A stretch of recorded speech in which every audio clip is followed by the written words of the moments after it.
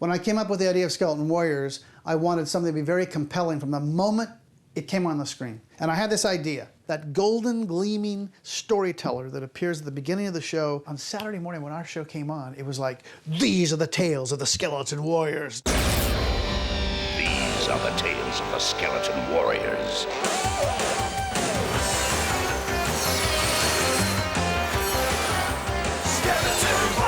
I wanted to grab those kids. I wanted to see that gleaming CGI golden skull talking to them, saying, these are the tales. It's like saying, do not go away, don't change the channel, right? I remember I came in on a Monday morning and everybody was running around the office and they're like, oh, Gary called us in over the weekend. I'm like, what is he calling you in over the weekend for? He created this new concept. You have to see it. We've been doing designs all weekend. And there were these designs starting on all of these skeletons. I looked at him and I said, oh my God, I think he's come up with an amazing idea. The most memorable thing about it, I guess, would have been launching it at Toy Fair. Within a couple months, we had sold the show to Playmates.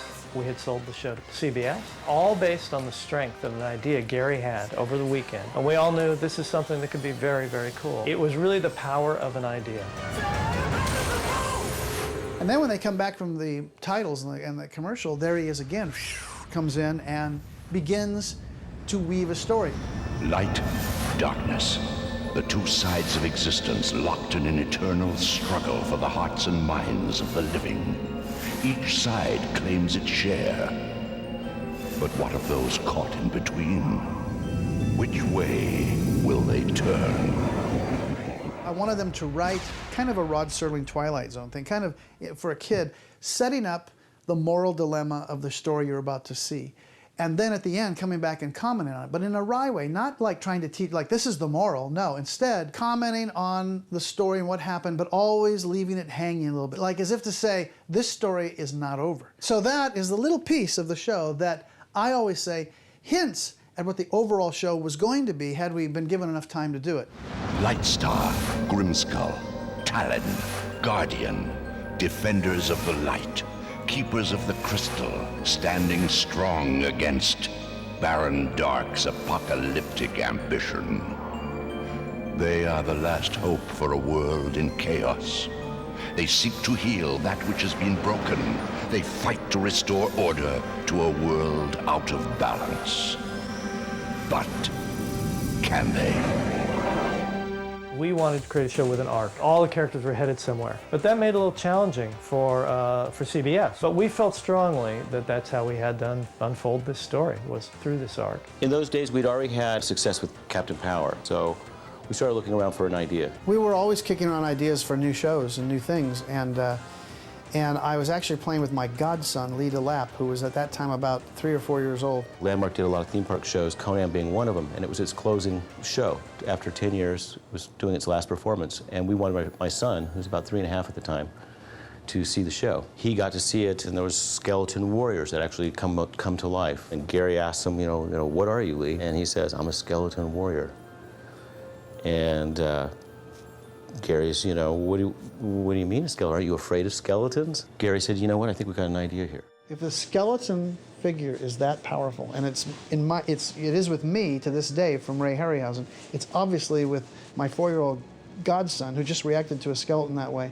And it made me start thinking, there must be a story here where you could tap into that fascination we have with skeletons. And I realized at a very young age, they communicate on a mythic level at a very young age, just like dinosaurs. There's certain things that must be in our DNA. So I thought, let's see if we can turn that into some kind of show or idea, or into a toy line, or into both. And that was the genesis, really, of the whole thing. And then I had to come up with the story that I could fit this idea around. The inherent problem is the skeletons are the villains. You're going to do a show called Skeleton Warriors. Well, you know, but the Skeleton Warriors in my mind always had two meanings. Skeleton Warriors, the Skeleton Warriors themselves, but Skeleton Warriors, the guys that fight against them. Gary's fascination with comic books, superheroes, and real dramatic stories of people struggling for freedom. These are the types of stories and the types of characters that Gary created for Skeleton Warriors. You know, there were some very adult themes in there. These themes were strong, powerful themes that I think anyone with a brother or sister had to be able to relate to the sibling rivalry and how intense it got. I only have 2 brothers. I'm not looking to lose one. Then tell Justin to stop playing king. What did you do this time? Me? Yes, you, big brother. You know Josh can't stand it when you treat him like a child. Then he should stop acting like one. Ever since Father, the city is my responsibility now. Joshua just can't handle that. Yes, he can. He just doesn't like it. Joshua is proud. If you push him too hard, he'll end up defying you just to show you can. So we had very compelling dynamics, and there were big stakes. I don't think you can look at any of these stories and say they're mindless, they're just things that we put up on TV for kids to watch. Quite the opposite. They all have a compelling tale, an adventure tale, but within it, there is a moral dilemma that has to be dealt with, confronted, and solved. We had developed a very elegant storyline. Gary and I are both comic book guys, and we had this really cool storyline. Once I had an idea, I created a character for each one. I created every single character in my mind, and on that one, I actually got with Neil Adams, and I asked Neil, can you draw these? There was a lineup of the concept for the characters initially. That's all there was. So there was no world, no place. But looking at that, it was good inspiration and certainly kind of had some hints at what the look could be. So then you just expand and grow, and then you're talking with Gary and feeling what's the tone of the other stories. I mean, ultimately these things are there to support the stories. These are some original sketches that Ian McCaig did. At that time, we were thinking that the other the members of the Lightstar team would draw their powers from animal spirits and from the real world, nature. So here's Talon, and of course she was had a connection to birds, and then well, of course this was what became Grimskull. At one time his name was Shadow, and this character remained consistent. We always knew that he was going to be the one that betrayed them, and that was in between the he was in between the light and the dark, in between being a human and being a skeleton. Ursak was quite different then. He was actually more of the earth and drew his power from the bear. So we had a whole concept here going when I was working with Ian of basically heroes that were more tied to the animal world, to the spirit world, to living things, all living things. And again, you're creating these stories to be kind of mythic tales for a young audience. So Bear and Dark, Lightstar, I mean, immediately they know Lightstar is the good guy, Bear and Dark's the bad guy. I mean, it's inherent in their names and who they are, as well as their visual appearance and their characters. On the strength of that, I went to Playmates. In the case of Gary, he always went to toys first. And when you go to a toy company first, it has to have that really iconic look to it that can be interpreted into products, so that when they're out there selling it to their retailers, they can look at it and go, I've never seen anything like that before. That was one of his fortes, to be able to really speak the toy company language, but always maintain that creative integrity. I had met Playmates on something else, and I think I decided to take this to them, and they flipped right away. I mean, I had the sculpts and everything, though. I had them all sculpted out and everything. We kind of rushed in there with just the bad guys. And we show them to them and go, hey guys, what do you think? And everyone's stunned by the maquettes, the team, everything that they've created, and this is really great. And they were like, okay, we're in, we gotta have a show. And CBS, Judy Price was there, and she was in the throe of the Image Boys. They were considering Savage Dragon, and they were considering Wildcats, and we kind of ran in there at the last minute with this whole presentation. And she was like, well, I don't know, Wildcats and Savage Dragon, and it's going to be Image. And I said, well, original shows do well too, and this is original. It's a whole new vision. To make a long story short, we got right down to the wire. It was either Savage Dragon or us, and we got it. So I was pretty happy about that. February 1994, my husband Eric Lewald, another very talented writer Len Yulee, and another very talented writer Steve Cuden and I received a phone call that there was a project that the good folks at CBS Studios, headed by Judy Price, were considering. Before Judy Price would agree to producing the show and going forward, they had to have a pilot. So we get a phone call saying, we need a pilot and we need it on Monday. This was Thursday. So Eric and I and Len and Steve go into a meeting with Stephanie Graziano, who was the head of Graz Entertainment. We were shown art, we had a long talk through, and we met back up at our home, the four of us, sat down with 4 computers. Back in 1994, they were fairly large computers, and we pounded that sucker out. We crafted a pilot, got it over to Judy Price at CBS Studios, and she approved. By then, the CGI had caught up.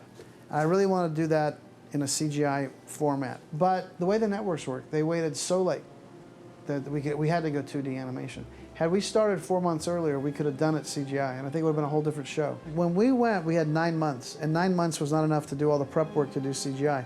I wanted to bring a contemporary Harryhausen show to weekly television. So in the way that we innovated with Captain Power, I wanted to innovate with Skeleton Warriors.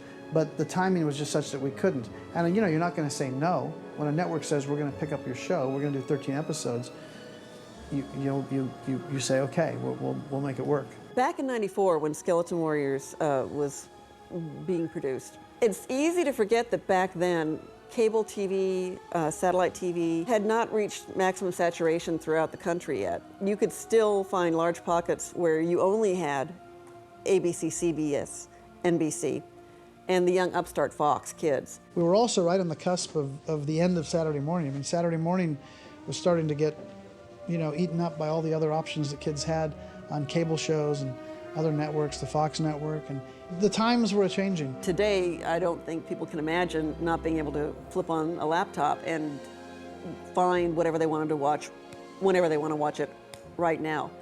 It wasn't like that back then. How thoughtful of you to give me the pleasure of your annihilation! Stop right there, Baron.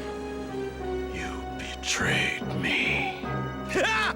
You speak to me of betrayal? Second son, look what your misplaced pride has cost you. So desperate to rule, and now all that remains is a ruin of your own making. We went to Playmates first because they were in Los Angeles. We went down there, we met with Richard Salas. He loved the toy. He said, I'm in. Playmates was just a great company to work with, just a real pleasure, and they really gave us a lot of creative control. We wanted to create a walk-around character. One of our friends, costumer, was saying, hey, I can make one of these skeletons walk. My guarantee was, if you give me this walk-around character, at Toy Fair, I'll get him on CNN. I'll have him on the evening news. And so they, you better, So we did. We got the character. The costumer, Michael Hood, actually became our puppeteer and flew out with us. Just a typical day in New York. Ours was 7-8 feet tall, very menacing, and when he walked there, all the cameras turned on him, and he certainly got the coverage that we wanted. That created a buzz. When we got to Toy Fair, we were on a verge of almost getting the TV series. We didn't know if we were going to have it or not. CBS hadn't made up their mind.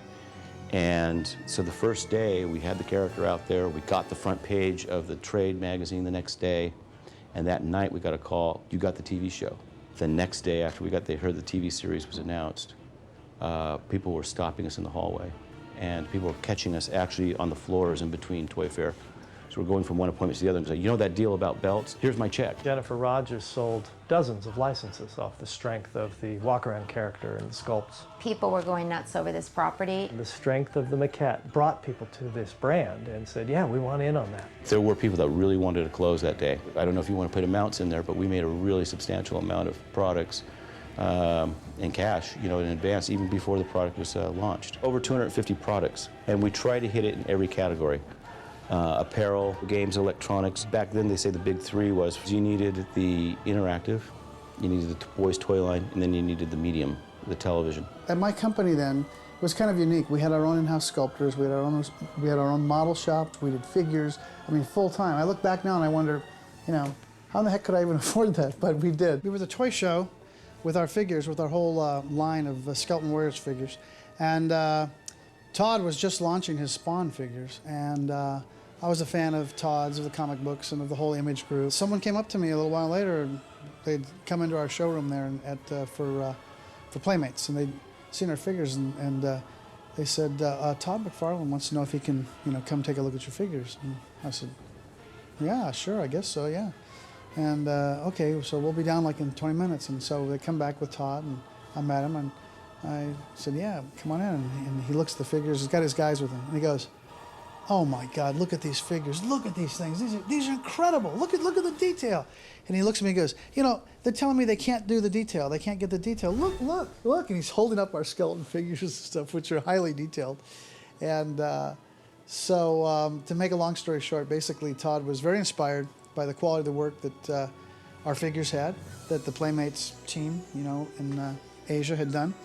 Based on our sculpts, though, of course. The Skeleton Warrior figures were the first figures with that kind of detail. The quality that we have been able to demand to get from Playmates, and the fact that Playmates performed and did it. Those are some of the most amazing toys ever made, and I've talked to people from other toy groups that say they remember the Skeleton Warriors even now. That the commitment that Playmates made to really create, to duplicate what Gary created with the maquettes and the sculpts is really amazing. They were sensational toys. I still have a bunch at my house. My children's friends will come over, they'll see them and say, "What are those? Those are amazing." Gary, certainly I feel like we got our vision done.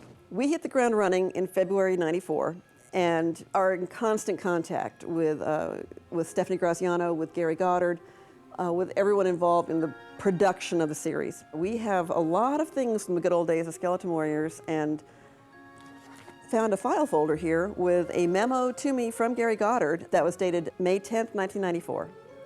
I'm just going to read a little bit of this because I find it fascinating to see how these things grow and change. When I was sketching out the ideas for this show, it was originally set in today's world. It was more of a superhero style story at the time, with the Skeleton Warriors attacking Earth and with a group of powerful heroes defending them. What I'd wanted to do was to use the skeletons as a powerful device that would serve to symbolize the wholesale darkness that kids face daily, and then pit the heroes against them. Kids today live with the fact that half the world is at war, that ethnic cleansing is taking place, that top sports heroes, politicians, etc., just about everyone and everything is tainted. So the essential question is, are you part of the problem or part of the cure? That is the key thought that I think underlies many of our stories. And the kid who's watching should get that message. Am I part of the problem or part of the cure? Dated April 1994 and still relevant today. We were working on a Saturday morning animated series, but it felt like we were making some amazingly deep episodic show every week because the content was so unique and different. The tone was always set right from the start, and I think what was great about our little team is that, Gary and myself and everybody else, we really wanted to do a compelling world. Every project, whether it was a theme park, a TV show, we wanted to make a place that was believable and interesting on its own right. So, when we did Skeleton Warriors, we did it feeling like it was just as real as Captain Power, or just as real as if we'd done a documentary. We wanted the world to be complete, so we designed everything. We tried to think of everything. We tried to give a tone to everything, and we also made sure that the look told the same story in every angle. That's the passion we brought to it. At the start of the show, I wanted to make sure we had a different look than would be seen in a normal animated cartoon. We had a couple people actually working for us, but Greg Pro in particular I thought had a really good color sense and a design sense. So we just went ahead and did some color styling, some color comps, the way you would do for a feature film almost. Let's have this area look like this, let's have that area look like that. The heroes area would be a little brighter, the villains area would be a little darker, what color palettes we're going to use. Setting up a set of inspiration sketches for the background artists and layout artists to look at.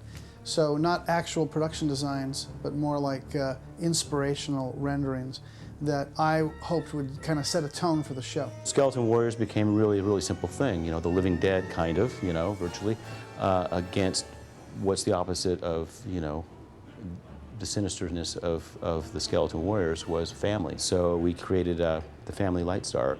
I miss Father. You know what the expedition meant to him, and to all of us. I just didn't know how hard it would be to be in charge. I can't even get through to my own brother. Maybe try trusting his judgment for a change.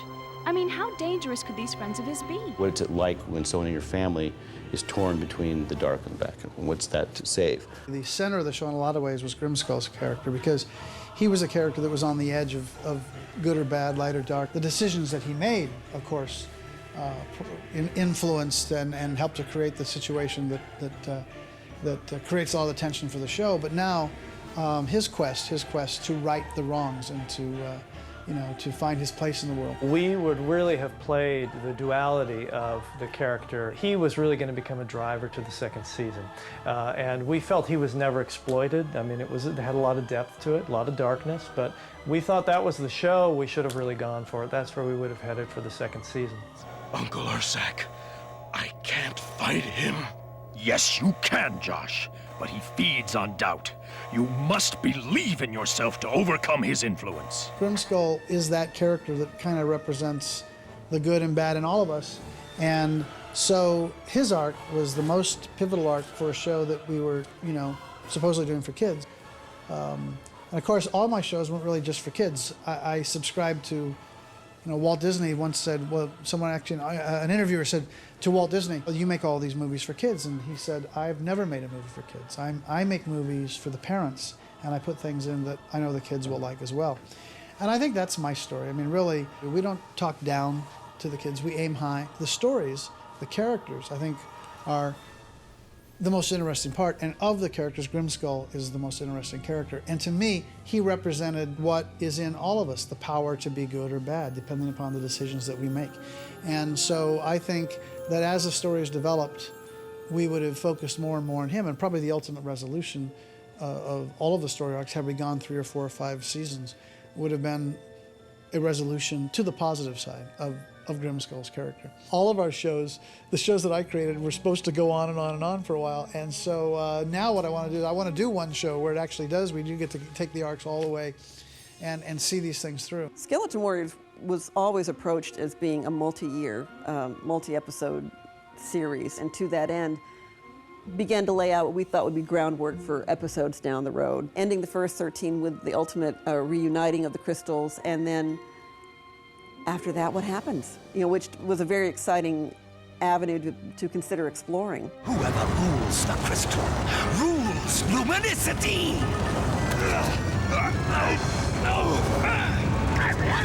John!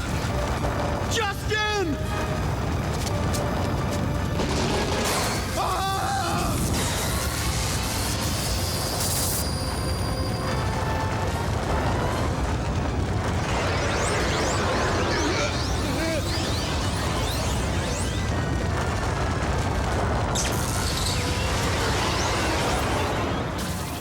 When you're working in the field of animation, in terms of a show like Skeleton Warriors, the sound effects and the sound that you're creating is bigger than life. You're not trying to emulate the exact sound of an environment in real life. You're trying to make something bigger and more spectacular out of a fantasy world. The animation is coming in on a daily basis from overseas, and you're getting these little clips, and it's edited together into sequences, and you're trying to stay with a schedule. So a composer is working on the music simultaneously while the sound designer is developing different moods and different landscapes and different environments for sound, and everybody is a part of it. It's just this beehive of activity, and as the show becomes more congealed and more edited, you get a rough cut, you get a final cut, then things start to settle in. In our case, we had a fully operational post-production facility at Landmark, and so the music would get shot through cables right into the post-production room and fed into Pro Tools, and the sound designer is already developing effects. Dialogue is being finished and sweetened and edited and is coming in, and all the elements are coming together. And by the end of the week, we had a mix day every Friday, and on that Friday, all the elements were there, and we did our mix every week, and bam, shows are sent out. Father would know what to do. You've wanted to lead us since the day you were born. Why aren't you out there waving your royal ring at everyone? Or does real responsibility terrify you? Was this to get back at me? Well, it worked! I can't fix it! You can watch while I fail our people. There's a genuine advantage sitting here several years after the fact, after the one great season of Skeleton Warriors, to look back and try and parse out what didn't go right for the show. Looking back, there were issues. The series itself kind of got bumped around. I don't think we had 3 episodes in a row in the same time slot. I could be wrong about that, but it got bounced around. And ultimately, the folks at Playmates, who were handling the toy line, created some amazing toys for the series. But a decision was made somewhere else in the pipeline. The first series of toys was limited to the bad guys. They did not release a good guy. So if you went to the store and you were a young person and you wanted to play Skeleton Warriors, you only could buy the bad guys.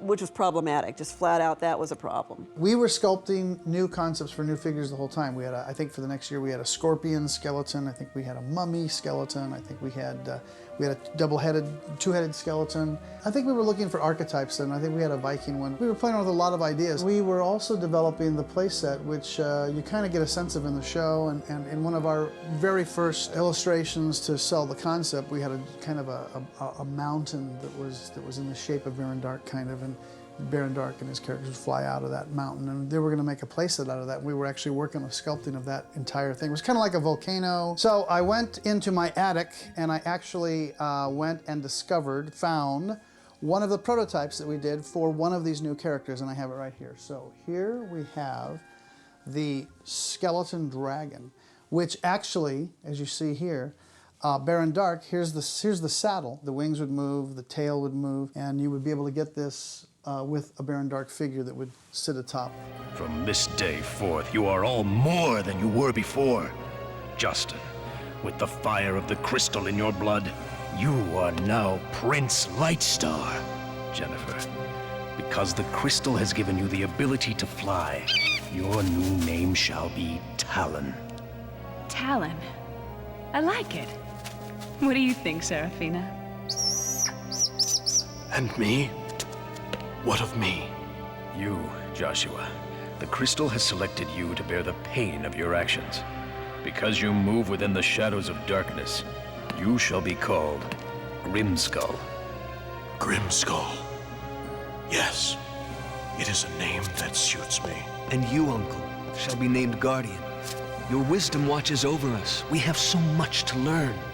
And so little time. There are people with a lot of fond memories of this show. There are very vocal fans for Skeleton Warriors out there. It's just been very gratifying to learn that there are people who have very, very fond, strong memories of that one shining season of Skeleton Warriors. When a core group, a creative team, works together over many projects and many years, you start to have this sixth sense about what's good, what works. We got pretty good at figuring out what Gary liked and what he didn't like. It was really a very healthy collaboration that we had over the years. It was an amazing experience. It was like a family, and you could be working on a theme park attraction one day, or you could be working on a toy line another day, or a kids' TV program. It was just really fun. We had an amazing time. We had an amazing time together. It was really a little bit of Camelot. I mean, for a brief period of time there, we had so much talent, all built around Gary. And Gary would have these ideas, and a lot of us would help him develop the ideas, and we'd run off, we'd produce these ideas, and it was amazing. We were doing,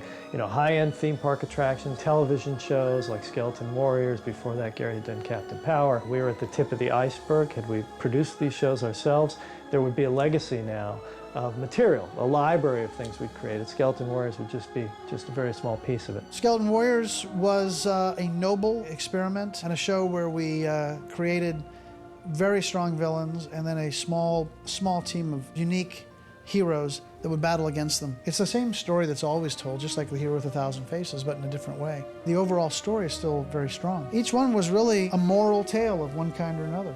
And I think that was what we wanted to achieve in terms of the storytelling. It was a unique show for its time. I think it's actually still unique. I don't think anything's really been done that's like it. I'm glad we did it, and I would love to see it with the technology of today, bringing those characters to life in a kind of a 3D animation format. I think it would be great.